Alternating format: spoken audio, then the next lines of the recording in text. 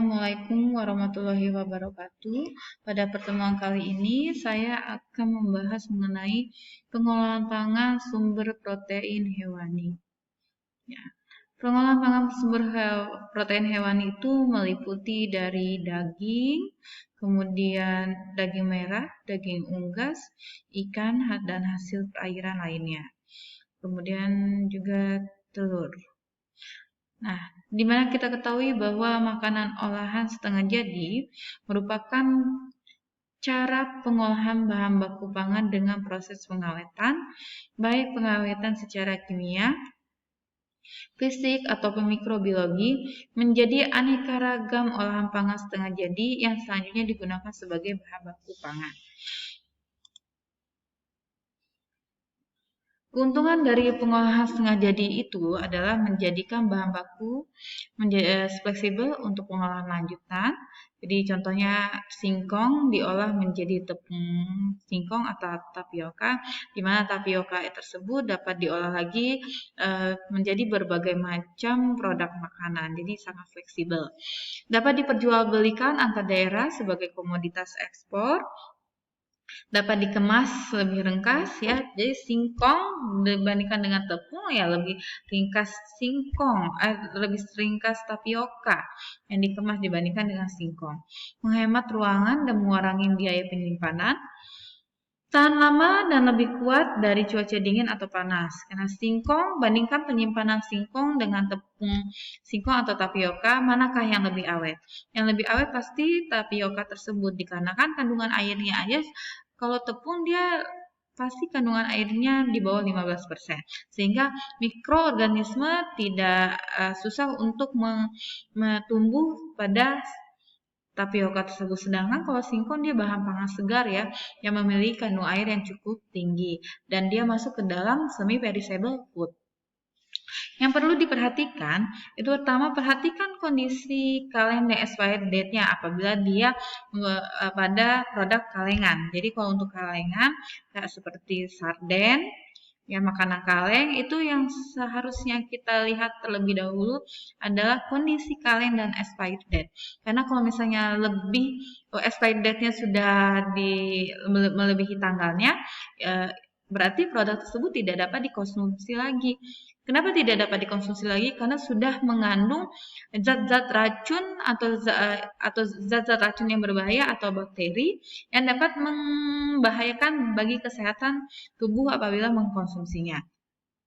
Kondisi kaleng juga kondisi kaleng itu juga sangat mempengaruhi dari kualitas mutu dan produk kalengan tersebut. Apabila kalengnya rusaknya bukan karena fisik, tapi karena adanya terbentuknya gas akibat adanya bakteri, sehingga produk tersebut tidak dapat untuk dikonsumsi lagi. Kemudian yang diperhatikan kembali, jangan jadikan sumber protein utama dalam keseharian apabila dalam kaleng. Jadi sarden itu jangan dijadikan sumber utama, protein utama, dan cermati labelnya apabila dalam kemasan. Protein hewani merupakan asupan nutrisi protein yang berasal dari hewan atau produk olahannya. Jadi yang berasal dari hewan-hewan itu masuk ke dalam golongan protein hewani. Dan protein hewani mengandung lebih lengkap jenis asam amino esensialnya dibanding protein nabati. Sehingga protein hewani ini lebih baik dibandingkan dengan protein nabati. Sama-sama baik tapi dia lebih lengkap yang di protein hewani dan lebih cepat menyerapnya untuk protein hewani tersebut. Jadi jenisnya itu ada daging merah, daging ayam, daging ikan, telur. Ini adalah jenis-jenis dari protein hewani. Kita pasti sudah mengkonsumsi atau sudah mencoba konsumsi yang daging merah, unggas, daging ikan, dan telur tersebut. Jadi sudah familiar. Ini ada beberapa pengolahan daging, yaitu daging curing, kornet, pengasapan, dendeng, abon, bakso, sosis, nugget. Ketiga jenis daging itu semuanya bisa diolah menjadi beberapa produk ini. Apa sih daging curing tersebut? Ternyata curing merupakan cara proses daging dengan menambahkan beberapa bahan seperti garam, natrium klorida, natrium nitrit, natrium nitrat, dan gula serta bumbu-bumbu lainnya yang fungsinya untuk mempertahankan warna serta mengawetkan. Jadi fungsinya mempertahankan warna serta mengawetkan. Curing pada daging dimasukkan untuk meningkatkan warna merah daging, menstabilkan flavor, mengawetkan. Bila menghendaki produk daging, contohnya sosis, warnanya merah cerah, maka perlu dicuring dengan menggunakan nitrit. Di mana nitrit atau nitrat itu berfungsi untuk memfiksasi warna merah daging sebagai zat antimikrobial, pencegah tumbuhnya bakteri Clostridium botulinum, dan menstabilkan flavor. Garam berfungsi sebagai pembangkit flavor yang khas dan sebagai antimikroba. Jadi curing ini diperbolehkan di proses pengolahan yang diperbolehkan, tapi penggunaan garam nitrat atau nitritnya itu atau garam sendawa tidak boleh melebihi ambang batas. Biasanya ambang batasnya tersebut dicantumkan di dalam label. Ya, kita next lagi ke slide berikutnya. Oke, ini khusus penggunaan nitrit dan nitrat, penggunaan dibatasi bila berlebihan akan berdampak negatif. Nih, ini adalah ambang batasnya, tidak boleh untuk nitrit tidak boleh lebih dari 200 ppm, untuk nitrat tidak lebih dari 500 ppm. Berdasarkan Departemen Pertanian, penambahan garam nitrat atau nitrit tidak boleh lebih dari 239,7 gram per 1001 larutan garam atau 62,8 gram per 100 kg daging untuk curing kering dan 15,7 gram per 100 kg daging cacahan untuk sosis. Jadi hanya sedikit sekali yang curing garam sendawa yang ditambahkan pada proses curing tersebut. Bandingkan ini 62,8 gram dari 100 kg untuk yang kering dan yang cacahan untuk sosis dia 15,7 gram untuk 100 kg daging. Jadi kalau untuk 1 kilo dibagi aja 15,7 dibagi 100. Jadi 0,15 gram dalam 1 kilo daging cacahan. Maksimal ambang batasnya yang dan tidak boleh melebihi. Apabila dia melebihi akan berdampak negatif. Ini kedua adalah corned beef. Corned beef ini adalah lanjutan dari bahan baku daging yang telah dicuring, ya, daging potong, kemudian dicuring. Curing itu ada dua jenis, curing basah dengan curing kering. Biasanya yang paling enak itu dengan menggunakan curing basah. Daging potong ditambah garam, tambah sendawa, biarkan semalam. Kemudian dicuci bersih, kemudian direbus, ditambah bumbu sampai mendidih. Kecilkan api sampai dagingnya empuk, sampai airnya habis, daging diangkat, lumuri mentega, kukus lagi 1 jam, dan kornet siap disantap. Ya, ini adalah bentuk kornet yang ada di pasaran. Ya. Kemudian ada pengasapan, di mana pengasapan ini bertujuan untuk meningkatkan daya awet dan cita rasa dari produk daging tersebut. Jadi semua jenis curing itu bisa diolah dari bahan baku daging merah, daging ayam, dan daging ikan.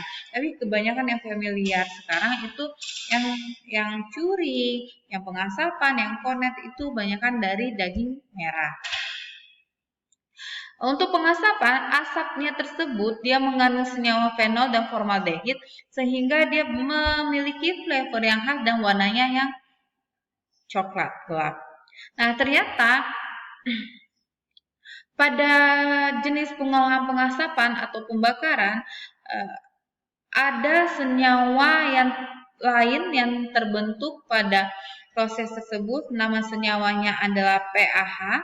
Ya. PAH itu adalah polycyclic aromatic hydrocarbon. Dan juga ada HCA, heterocyclic amines, yang dia itu sifatnya merugi karena dapat menyebabkan kanker. Nah, PAH dan HCA ini akan terbentuk apabila menggoreng atau membakar daging di atas kobaran api langsung mengakibatkan hilangnya lemak di api yang panas dan memproduksi kobaran yang mengandung PAH. Nah, secara fisik PAH itu dapat dilihat apabila kalian membakar ayam dibakar, kemudian ada warna hitam. Hitam itu menandakan bahwa dia sudah mengandung senyawa PAH dan tidak boleh dikonsumsi yang hitamnya. Jadi kulit itu apabila dibakar dia akan menghitam. Hitamnya itu kalau ayam bakarnya mau dikonsumsi, yang hitamnya harus dihilangkan terlebih dahulu.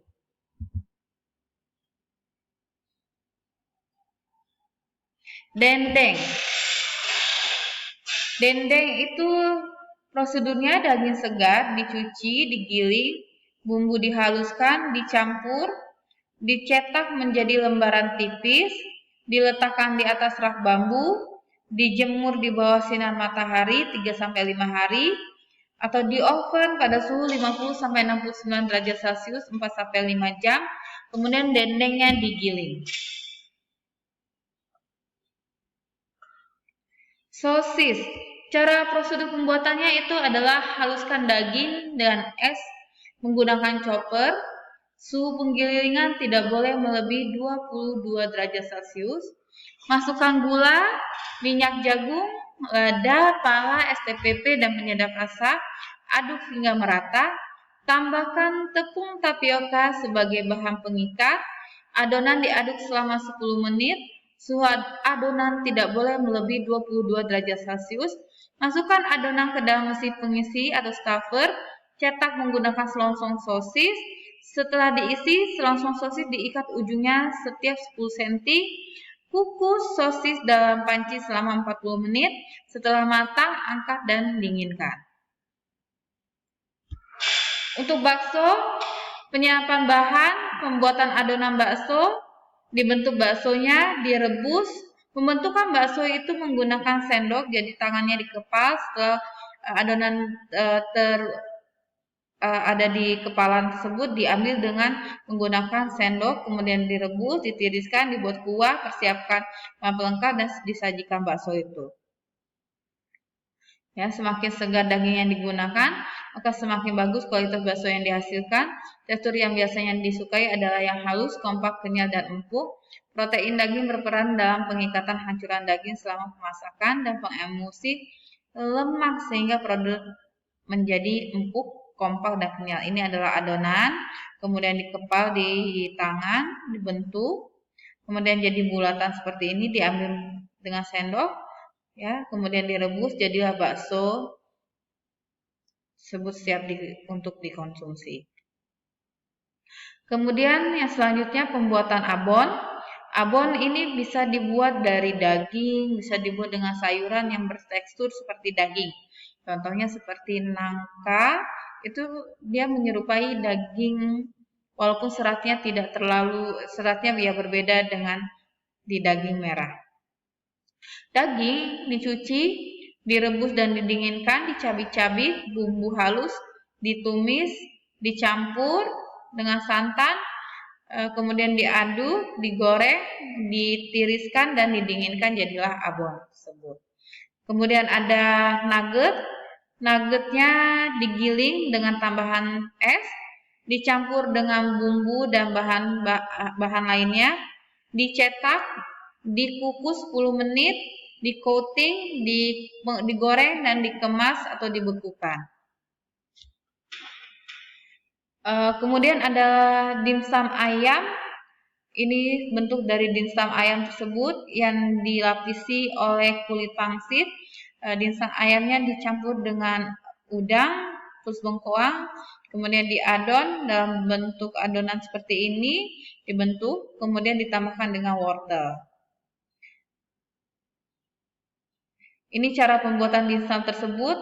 Isi campur ayam, tahu, bengkoang, bawang putih, daun bawang, kecap, kemudian diuleni sampai tercampur rata. Masukkan air es, tambahkan sagu, aduk rata lagi. Ambil selembar kulit, isi dan lipis sisinya, tabur